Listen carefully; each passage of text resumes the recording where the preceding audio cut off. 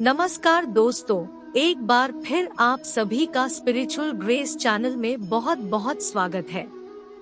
ओम नमः शिवाय, जय महाकाल। आप सबको पता है कि कजरी तीज का बहुत ही विशेष दिन आ गया है। साथ ही साथ इस दिन है शनिवार का दिन, जो कि इस पूरे पर्व को बहुत विशेष और बहुत खास बनाता है। ओम नमः शिवाय, हर हर महादेव, जय महाकाल। आप सबको पता है सावन का महीना खत्म हो चुका है और अब पड़ गया है भादों का महीना और सबसे बड़ी तीज। पूज्य गुरुजी हमेशा इस कथा में बताते रहते हैं कि जब भी तीज का दिन पड़ जाए ना, तो मेरी जितनी भी माताएं बहनें हैं, इस वाले उपाय को करना मत भूलिएगा। एक छोटा सा उपाय और आपके जीवन के सारे दुख दर्द, जितने भी कष्ट या परेशानी अगर आपके जीवन में चल रही है, वो खत्म हो जाएगी। साथ ही साथ सारी मनोकामनाएं भी पूरी होगी। गुरु जी की कथा से सुन करके और समझ करके पूरे उपाय को बड़े ही विस्तार से बताऊंगी, परंतु उससे पहले आप सबसे एक छोटी सी गुजारिश करूंगी कि जो लोग पहली बार आए हैं, स्पिरिचुअल चैनल को सब्सक्राइब जरूर कीजिएगा और वीडियो को लाइक करके हर हर महादेव कमेंट बॉक्स में लिखना मत भूलिएगा। आप सबको पता है ये जो तीज है ना, ये सबसे बड़ी तीज मानी जाती है और पूज्य गुरुजी के ये सभी उपाय बहुत ही अद्भुत है, जो कि सिर्फ और सिर्फ इस तीज के दिन किए जाते हैं। लेकिन ये जो बेल पत्री के श्रृंगार वाला उपाय है, खुद माता पार्वती जी पर आपको ये वाला उपाय करना होगा। आपकी सारी मनोकामनाएं पूरी होंगी। ध्यान से सुनना। जो तीज का दिन है, बताया जाता है ग्रंथों के अनुसार, श्रीमद् भागवत गीता में लिखा हुआ है, भविष्य पुराण में लिखा हुआ है, लिंग पुराण में और साथ ही साथ विष्णु पुराण में, जो ब्रह्मा, विष्णु, महेश, जो 3 देवता है, इन तीनों देवताओं की जो अर्धांगिनी है ब्रह्माणी, लक्ष्मी और मैया पार्वती जी, जब इन तीनों ने बहुत ज्यादा तप और सब कुछ साधना करके इन सभी से विवाह प्राप्त किया, इनको पाया पाने के बाद में जब वो बहुत ज्यादा खुश थे, ब्रह्मा, विष्णु, महेश, भगवान, उन्होंने उनको वरदान दिया और उन्होंने वरदान के अंदर ये चीज मांगी थी कि जो तीज का दिन है ना, उस दिन जितनी भी माताएं बहनें हैं, चाहे वो इस लोक में हो चाहे वो धरती के लोक पर हो, उनकी सारी मनोकामनाएं पूरी हो, उनकी साधना का, उनके तप का फल उन्हें जरूर मिले। तो उसी प्रकार अगर आप इस तीज के दिन ये वाला उपाय कर लेते हैं, आपकी सारी मनोकामनाएं पूरी होती है। इस पूरे वीडियो के अंदर हम लोग 3 महा उपाय के बारे में बात करेंगे, जो ना सिर्फ आपकी मनोकामना को पूरी करेगा, साथ ही साथ आपके घर के जितने भी संकट होंगे उन्हें भी दूर करेगा। सबसे पहला वाला उपाय है कि इन लोगों को करना है जिनकी कोई मनोकामना है। मेरी माताएं बहनें जितनी भी है, उनकी अगर कोई मनोकामना, कोई हृदय की बात, कोई दिल की बात है, महादेव जी से कहना चाहते हैं ताकि पूरा हो जाए, तो मनोकामना पूर्ति का इससे सुंदर उपाय आपको दिन का कभी नहीं मिलेगा। आपको लेनी होगी बेल पत्र। अद्भुत उपाय है। 108 बेलपत्री लेना, 1 लोटा लेना शुद्ध जल और 1 लेना आपको घी का दीपक। अब ध्यान से सुनना। इस घी के दीपक के अंदर आप गोल बत्ती को लगाओगे। गौ माता का घी आपको भरना होगा। अगर आपको पूजा पाठ सामग्री अगर कुछ करना है तो वो आप ले लीजिए, अदरवाइज इस उपाय के लिए आपको और कुछ नहीं चाहिए। आपको इन सभी को लेकर के पहुंच जाना होगा।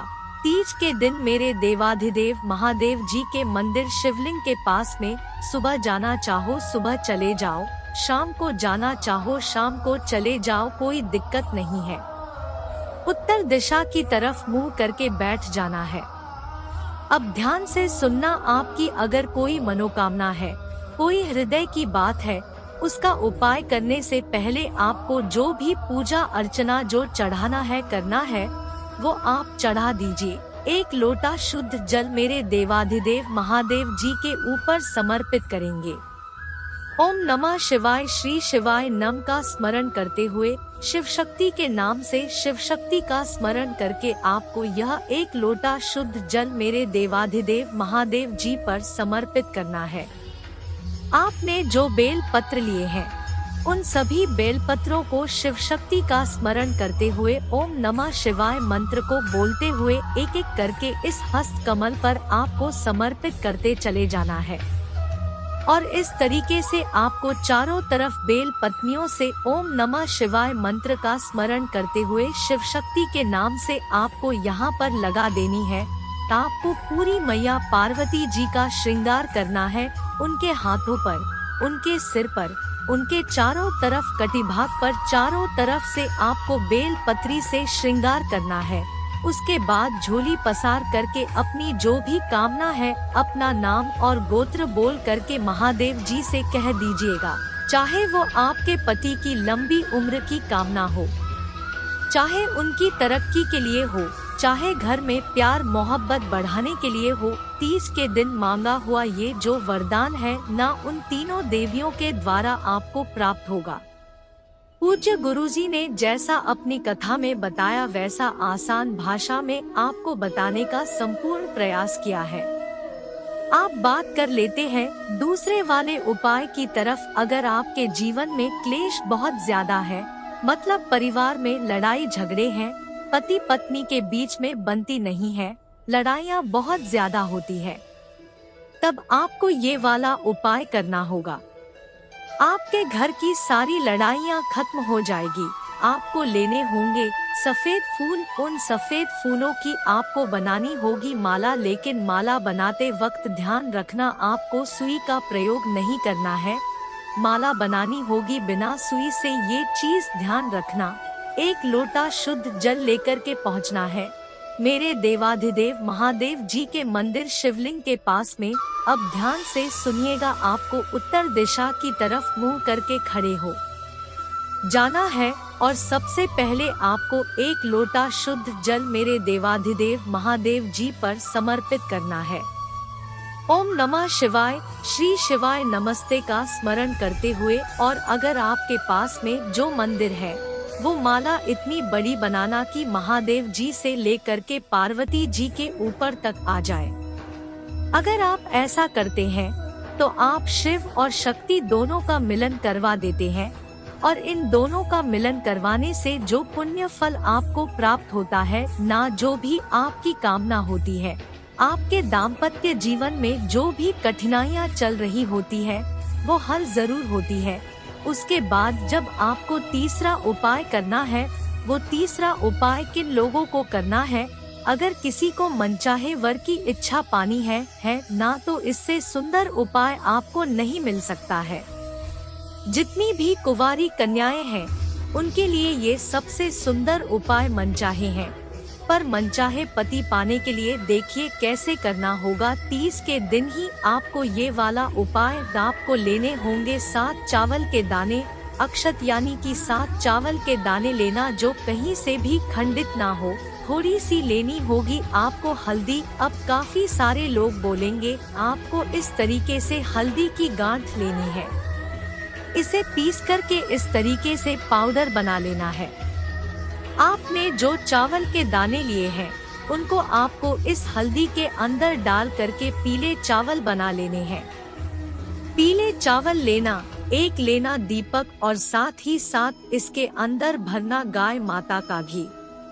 अब इस वाले उपाय में गुरुदेव ने बोला था कि अगर आप मंदिर नहीं जा सकते तो आप अपने घर पर भी एक इस तरीके से चौकी होती है ना, या पट्टा या चौकी जो भी होती है, उसके ऊपर आराम से आप लाल या पीला कपड़ा लगा करके इस तरीके से आपके घर में जो भी शिवलिंग है उसे विराजमान कीजिए।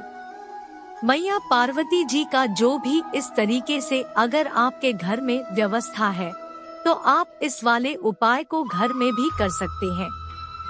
इस तरीके से विराजमान कीजिएगा, तस्वीर विराजमान कर दीजिएगा। अब आपको अपने दाहिने हाथ में उन 7 हल्दी के चावल को लेकर के आपको अपनी मनोकामना कहते हुए अपना नाम बोल करके मैया पार्वती जी के कदमों में आपको समर्पित करना है।